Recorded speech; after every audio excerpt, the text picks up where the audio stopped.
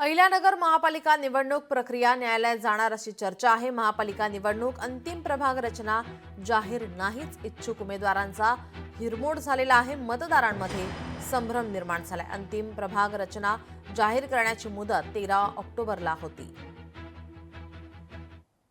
विषय असा आहे का राज्य सरकार आणि केंद्र सरकार खालीवर दोन्ही बीजेपीचे सरकार आणि यांच्या मनमानी यांचा कारभार जो आहे यांचेच एक कागदी घोडे आहेत नाचणारे। इथं प्रशासन जे अधिकारी बसलेले आहेत यांना जनतेचं काही घेणं देणं नसतं आणि 13 तारीख डिक्लेअर करून आज 14 तारीख झाली, अजून बी प्रभाग रचना नाही, मतदार याद्या नाहीत।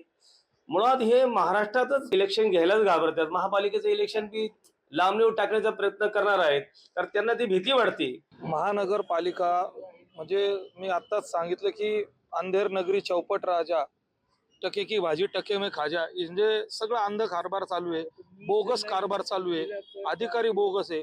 पहिलेच प्रभाग रचना ही चुकीची झालेली आहे। कोणा या नगर शहराला माहिती आहे कोणाच्या अट्टाहासापायी ही पालिकेची रचना चुकीची करण्यात आली। बरं तुम्ही केली तर आता डिक्लेअर करत नाहीये, म्हणजे तुम्हाला किती वेळा ही पालिकेचे प्रभाग रचना चेंज करायची, तर ही शिवसेना हे होऊन जाणार नाही। आमची भूमिका अशी की जर का कालपर्यंतच प्रभाग रचनेची मुदत होती ती कॅन्सल झालेली आहे, आता समजा डिक्लेअरच केलेली नाही, तर आमचं म्हणणं आहे की हे कुणी थांबवली। लोकशाही मराठी ऐका, पहा, जागरूक रहा।